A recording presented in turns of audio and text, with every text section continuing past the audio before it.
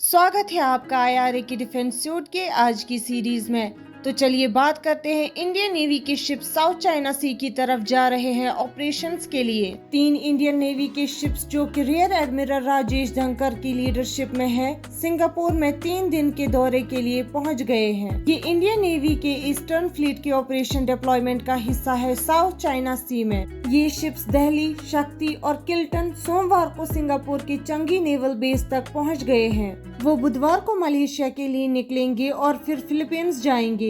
ये यात्रा ops deployment of Indian navy's in eastern fleet से द साउथ चाइना सी का हिस्सा है, जब चाइना साउथ चाइना सी में अपनी ताकत देखने में बिजी है। चाइनीज नेवी अभी साउथ चाइना सी में US backed Philippines navy ships के साथ झगड़ा कर रहे हैं। इस यात्रा से दोनों समुद्री देशों के बीच लंबे समय से चली आई दोस्ती और कोऑपरेशन को मजबूती मिलती है।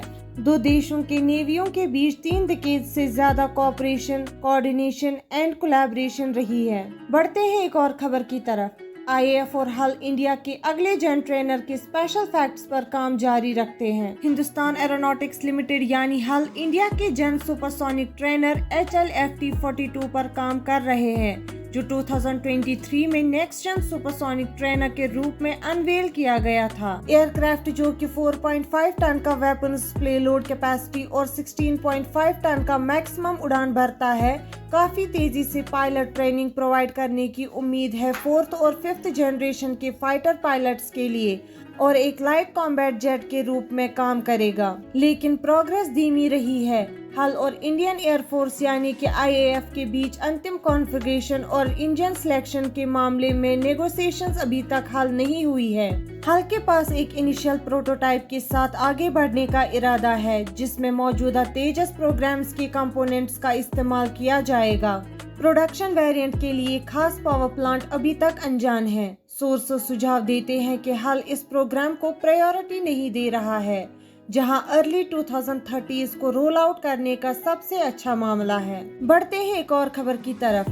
10 साल तक ब्रह्मोस SLCM एक्सपेक्टेशंस के साथ एक अंडर वाटर घर के लिए। इंडिया की अंडर वाटर स्टोरेज की काबिलियत में भारी सुधार हुआ है, जब से 2013 में ब्रह्मोस यानी SLCM सुपरसोनिक क्रूज मिसाइल का सफल टेस्ट हुआ। Joint Indo Russian venture BrahMos ने लंबी रेंज के वेरिएंट भी एडवांस किए हैं, जैसे कि ब्रह्मोस ER और एक लंबा वर्जन जो 800 किलोमीटर से ज्यादा रेंज तक है, जो सबमरीन्स के साथ इंटीग्रेट किया जा सकता है एक अनुपम अंडर वाटर स्टैंड ऑफ काबिलियत के लिए। लेकिन मौजूदा इंडियन सबमरीन्स पर वर्टिकल लॉन्चिंग सिस्टम यानी VLSLs की कमी बड़ी रुकावट है। ब्रह्मोस कॉर्पोरेशन ने SLCM को अगले जेन सबमरीन्स के साथ इंटीग्रेट करने का सुझाव दिया है प्रोजेक्ट 751 के तहत, जो सुधार और बढ़े हुए खर्चे को शायद जरूरत पड़ेगी। इंडियन नेवी अपनी नाभिकीय हमला सबमरीन्स के प्रोग्राम प्रोजेक्ट 75 अल्फा के तहत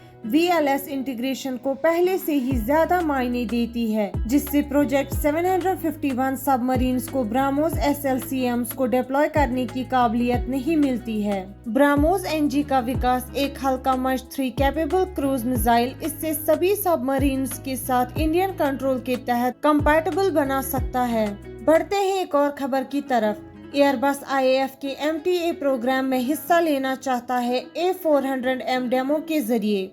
एयरबस इंडिया के आने वाले तरंग शक्ति मेगा एक्सरसाइज में अपनी मिलिट्री कैपेबिलिटीज को दिखाने के लिए तैयार है, ताकि वो इंडियन एयरफोर्स यानी IAF के कॉन्ट्रैक्ट्स जीत सके। ये यूरोप का एरोस्पेस जेंट अपना A400M military transport aircraft display करेगा, जो IAF के 60 to 80 मीडियम ट्रांसपोर्ट एयरक्राफ्ट यानी MTA प्रोग्राम के लिए एक कंटेंडर है।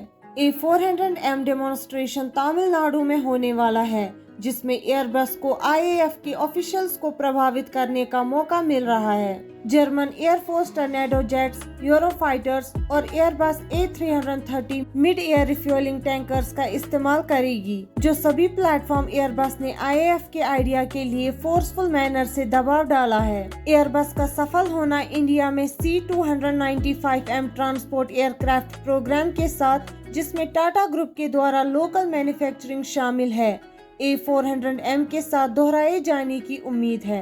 हमारे साथ बने रहने के लिए शुक्रिया। मिलते हैं अगली खबर के साथ अगले वीडियो में।